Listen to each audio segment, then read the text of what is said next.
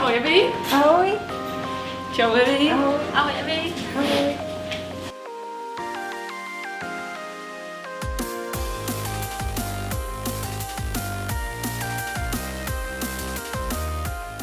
Evi, jsme na konci celé výzvy. Mohla bys nám popsat tu tvoji cestu?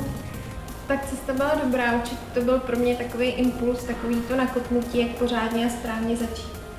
Evi, když se na tím zamyslíš, co ti výzva dala a co ti naopak vzala? Tak vzala, to je jasný, co mi vzala výzva. A hlavně jako dala mi, jakoby otevřela mi hodně jakoby dveře, víc možností a vím, že můžu dělat jakoby víc věcí a že když fakt jako člověk chce a jde si za tím, tak opravdu je schopný toho dosáhnout. To rádi slyšíme. A v tom negativním smyslu je něco, co ti teda vzala? Vzala mi pár přátel.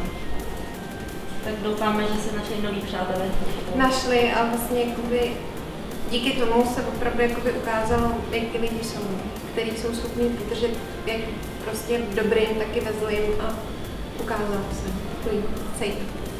Evi, myslíš si, že už jsi kompletně zvykla na ten nový režim? Určitě zvykla, strašně mě to baví.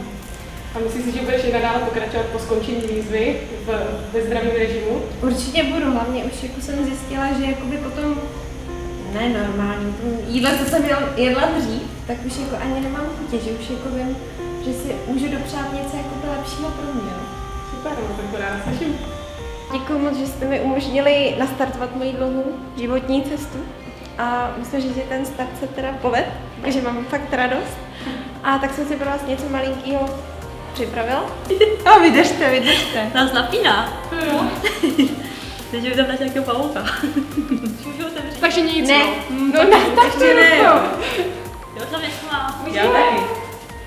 Yeah, to je nádherný. Cítíme s úsměvem, ani to nezdáváme. Paráda, moc děkujeme, Evi. Děkuji, Evi. Tak to budeme nosit. nás Děkujeme moc. My jsme samozřejmě taky rádi, že jsme s tebou mohli spolupracovat, jsi úplně skvělá osobka a máme z toho moc velkou radost a proto máme taky dárek. Máme pro tebe taky jeden dáreček. Tak zavřeme oči, nastavíme ruce. Tak Evi, my tady pro tebe máme taky jeden dáreček. Je to dáreček od našeho partnera Urban Store. Tak otevři oči. Jo, no to je Paráda to tě motivovalo do dalšího cvičení. Jarko, jak bys nám zhodnotil celou výzvu a přístup Evičky po dobu těch 3 měsíců? To už je 3 měsíce. Řekla to rychle docela. No tak já nevím, ta práce s sebou byla určitě zajímavá. Pro mě to byla ohromná zkušenost. Do ničeho takového vůbec jít. To bylo hlavně těžký pro mě logisticky zorganizovat, aby to všechno vyšlo. Ale myslím si, že jsem dostal velice dobrýho človíčka, se kterým jsem mohl pracovat a nebylo to jenom to, že dávala ona mě, nebo já jí, ale dávala hlavně ona mě.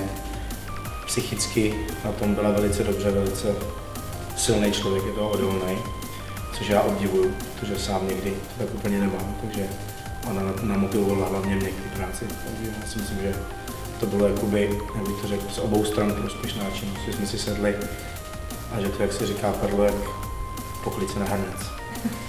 Tak moc rádi slyšíme, že vás to obohatilo navzájem a Jarko, kdyby se dostala ještě takovou šancí do takovéhle výzvy, přijal bys to? Jo, určitě. Výzvy jsou to, aby se přijímalo.